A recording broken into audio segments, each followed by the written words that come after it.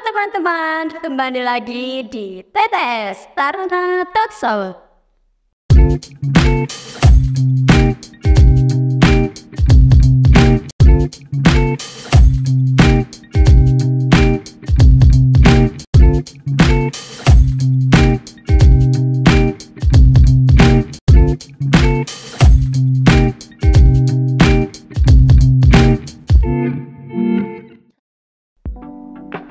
Put, kita kan udah kelas 12 nih. Sebentar lagi kan kita lulus. Pastikan kita punya jenjang karir untuk selanjutnya, entah itu kuliah, berwirausaha, ataupun bekerja.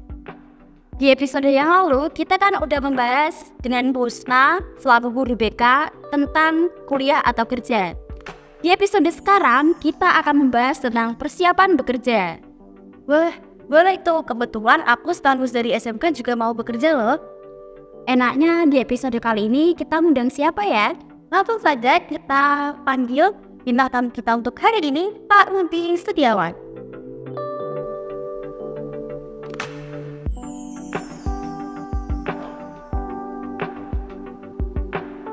Pak Rudi, selamat datang di Taruna Talkshow. Alhamdulillah, terima kasih atas undangannya untuk menjadi tamu di Taruna Talkshow. Sebelumnya boleh perkenalan dulu Pak ke audiens. Oke, terima kasih. Perkenalkan, nama saya Rudi Setiawan. Kalau anak-anak murid-murid di sini biasa memanggil Pak Rudi.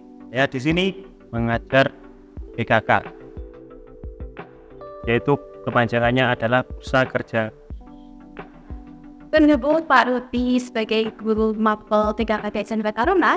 Jadi kali ini kita yang mengundang Pak Rudi sebagai bintang tamu untuk menanyakan beberapa hal seputar persiapan bekerja setelah lulus dari SMK.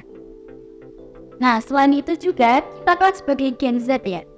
Gen Z itu memiliki sifat yang cenderung lebih malas, lebih suka yang instan, terlalu ambis kayak gitu Pak. Nah, pertanyaan saya yang pertama, apa sih Pak yang harus dipersiapkan setelah lulus sekolah untuk siswa yang ingin terjun di dunia kerja? Oke.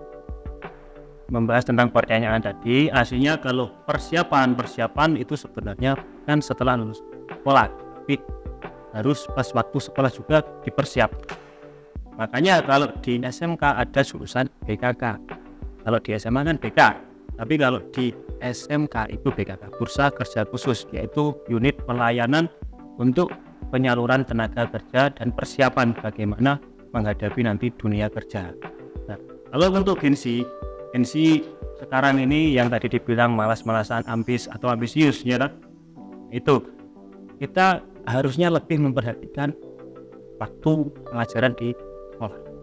Kebanyakan anak sekarang itu terlalu menyepelekan. Alah, aku anggar mlebu tiap masuk nanti sudah mendapat nilai. Jangan seperti itu. Ya, kita harus mempersiapkan banyak hal waktu di sekolah, terutama memperhatikan pelajaran BKK, yaitu untuk mempersiapkan pekerjaan seperti itu. Nah, selain disiapkan itu kan ada persiapan behal juga nih. Nah, pasti kalau kita pertama kali masuk ke dunia kerja kan nggak mungkin loh kita langsung bisa kerasan di tempat kerja. Jadi kita ada pikiran kayak, aduh ini pulang capek bekerja seperti itu Pak ya. Apalagi kan anak zaman sekarang. Terus gimana sih Pak caranya beradaptasi di dunia kerja? Oke, adaptasi. Sebenarnya adaptasi itu mudah. Adaptasi itu hubungannya dengan interpersonal atau dengan manusia yang lain, dengan partner kerja kita atau rekan kerja kita. Nah, kalau ingin beradaptasi, kita harus mau berhubungan dengan orang lain. Kalau kalian paham, jenis kepribadian seseorang itu ada dua, yaitu ada tiga: introvert, extrovert, dan ambivert. Nah, kalau kalian salah satunya, kalau kalian introvert itu anak yang tertutup. Kalian harus merubah diri kalian menjadi extrovert. Kalau bisa ambivert dua-duanya. Ya, nanti ketika kalian bekerja enak, tidak sambung hubungan dengan orang lain. Intinya adaptasi, menyesuaikan diri. Kalian harus bisa berkomunikasi, bersosialisasi dengan orang lain, menempatkan diri namanya. Seperti itu. Nah, selain itu juga ya Pak ya. Selain ingin caranya beradaptasi, pasti ada sikap-sikap yang harus kita terapkan di dunia kerja. Nah, itu sikap apa aja sih Pak yang harus kita terapkan di dunia kerja? Sikap, masalah sikap. Kalau di pelajaran BKK itu bukan sikap, tapi budaya. Ada yang namanya budaya kerja 5R. R yang pertama itu ringkas, rawat, rapi, rajin, dan resik. Resik. Itu 5R itu harus diterapkan benar-benar di nanti ketika sudah bekerja. Terus tidak kalah lagi yang penting itu adalah skill yang harus kalian miliki ketika nanti bekerja, yang harus dipersiapkan ketika kalian masih sekolah sekarang ini, yaitu pertama hard skill dan yang kedua adalah soft skill. Kalau hard skill itu pengertiannya adalah keterampilan atau kemampuan yang dapat diukur, dilatih, dan dipelajari. Contohnya apa?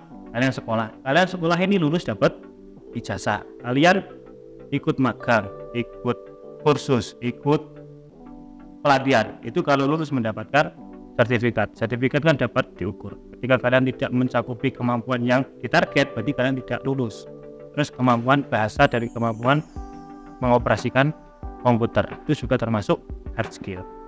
Kalau yang satunya tadi soft skill itu adalah kebiasaan pribadi yang membentuk cara bekerja. Itu juga tidak kalah penting. Contoh apa? Ketika kalian sekolah sudah disiplin, tiap pagi berangkat tidak pernah telat. Nanti ketika kalian bekerja, adaptasi menyesuaikan dirinya mudah. Ketika kalian kerja misal jam 7, kalian sudah terbiasa sekolah jam 7 tidak pernah telat. Akhirnya ketika bekerja, kalian mendapat nilai plus karena disiplin. Terus komunikasi. Cara komunikasi kalian juga penting.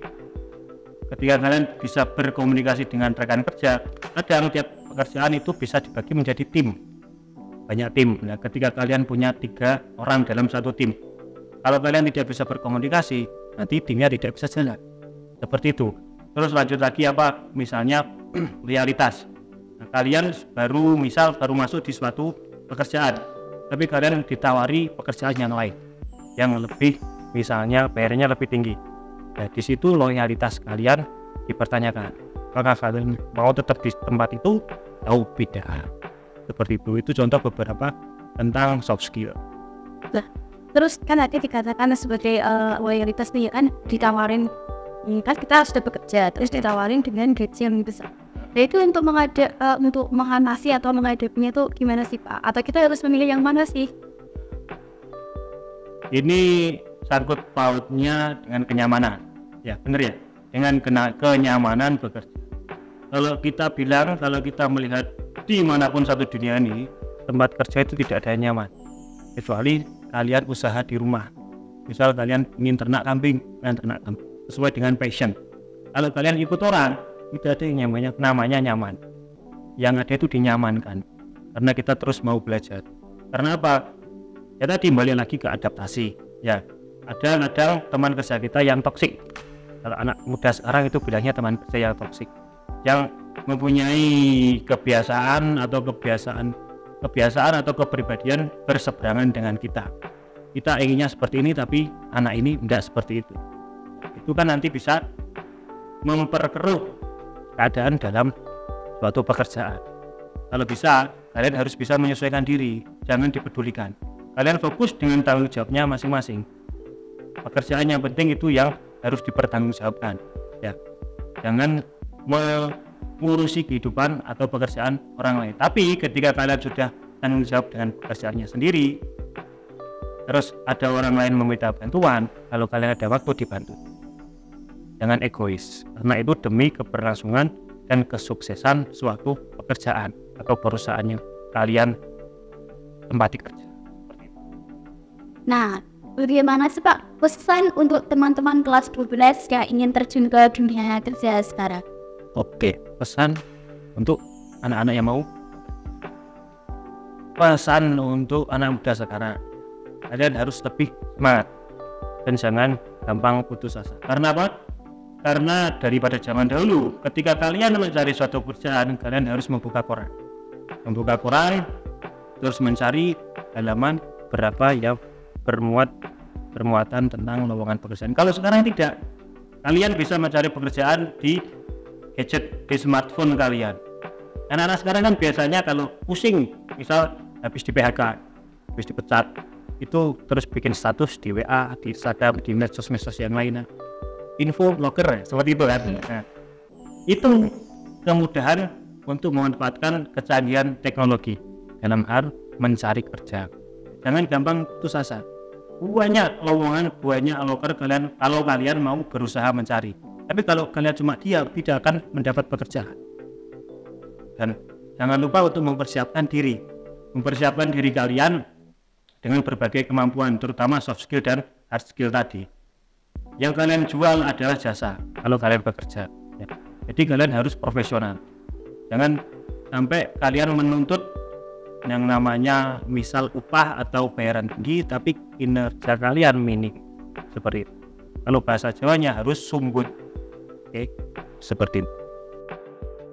Oke, terima kasih Pak. Nah, jadi teman-teman, buat kalian ya dari ATK, jangan malas-malas untuk kerja karena kan lowongan kerja saat ini juga sudah sangat banyak ini dan juga sangat gampang. Nah, terima kasih atas kedatangannya ini Pak dan atas jawabannya yang sangat luar biasa. Sama-sama.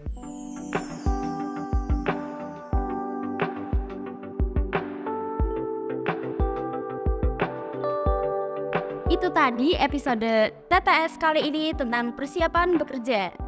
Buat kalian yang punya saran atau masukan untuk pembahasan TTS di episode selanjutnya, kalian bisa langsung tulis di kolom komentar. Jangan lupa like, comment, dan subscribe ya. See you!